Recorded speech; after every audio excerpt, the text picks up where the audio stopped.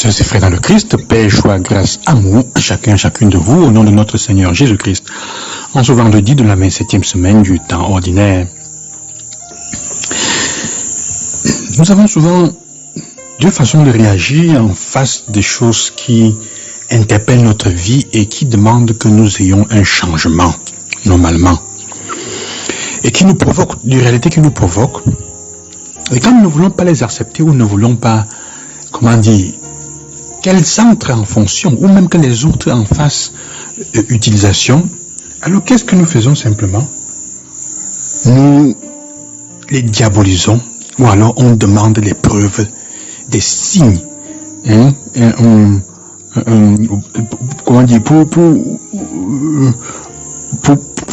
pour prouver cela. Ce sont les deux façons que nous avons souvent pour ne pas nous compromettre, nous engager dans certaines situations, ou laisser que certaines choses nous affectent ou changent le cours de notre vie. Donc, nous préférons parfois nous attacher directement, nous coller, ou coller sur les choses qui arrivent, ou sur les attitudes, ou sur les raisonnements que les gens font qui nous mettent en difficulté. On colle directement le timbre de démon dessus. De telle manière que personne ne puisse s'approcher de ce changement. Surtout quand on discute avec quelqu'un qui commence à dont la vérité commence à nous mettre en difficulté devant les autres pour ne pas accepter, on se comporte comme ça. On diabolise les personnes, on commence à leur demander de prouver ce qu'elles sont en train de dire. Quand au fond de soi-même, on sait très bien qu'elles ont raison. Alors en effet, Jésus dans l'évangile nous invite à regarder cet aspect de notre vie qu'on peut mettre dans le terme du discernement. Sur la question du discernement, savoir discerner dans la vie ce qui est mal, et ce qui est bien. Dans l'évangile de Jésus d'aujourd'hui, Jésus ne veut pas simplement nous dire que le mal n'existe pas. Ou que cela, entre le mal et le bien, les deux choses vont de pair. Hein? Jésus dit dans l'évangile, vous m'accusez de guérir les malades au nom de Belzéboul. Comment est-ce que Belzéboul peut être divisé entre lui? Mais si je guéris les malades au nom de Dieu, ça veut dire que le royaume de Dieu est au milieu de vous. Alors pourquoi est-ce que vous ne l'acceptez pas? Pourquoi ne l'acceptez-vous pas? C'est une invitation à ce que nous soyons capables de prendre conscience que les choses ne sont pas simplement noires ou blanches. Elles ne sont pas d'une seule couleur. Il y a beaucoup de zones d'ombre entre ces choses-là. Et ce n'est pas facile de dire directement une chose est blanche ou une chose est noire. Il faut discerner. Il faut apprendre à écouter. Donc, comme Jésus dit, si Satan lui-même est divisé, comment est-ce qu'il pourra rester debout? Jésus lui dit, mais réfléchissez un peu. Jésus demande que nous utilisions notre intelligence et non pas simplement les émotions. La peur, les émotions qui souvent sont liées à notre ego, à la peur de perdre la face. Si donc, si je chasse le démon par le nom de Dieu, donc ça veut dire que le royaume de Dieu est au milieu de vous.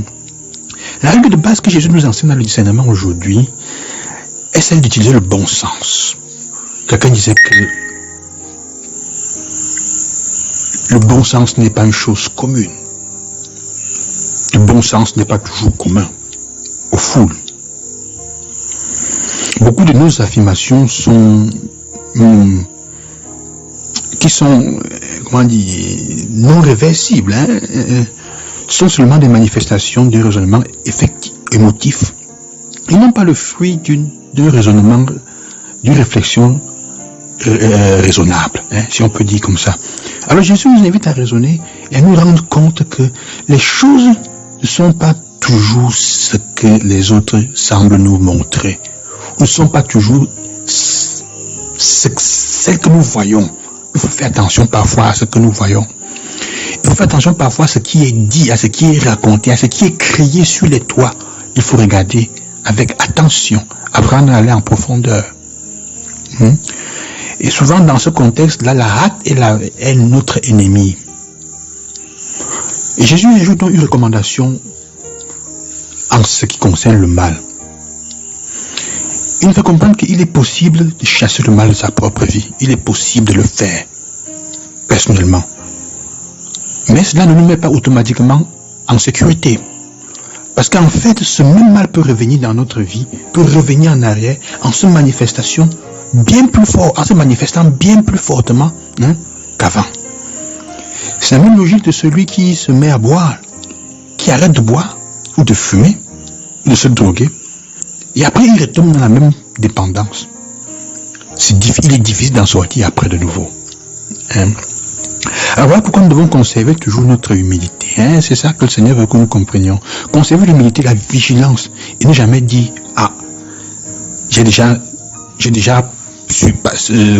passer cette chose-là, j'ai déjà résolu ce problème-là, ça ne me regarde plus. Jésus nous invite donc à regarder dans le discernement, à bien discerner dans nos choses. Quand souvent nous sommes tentés automatiquement de dire une chose, de taxer des choses de diaboliques ou de mauvaises quand les gens parlent, automatiquement de les taxer d'ennemis, de diaboliques, il faudrait parfois réfléchir à 2 fois. Parce que souvent, ce que les autres disent nous met en difficulté et disent la vérité. Jésus veut que nous fassions cela.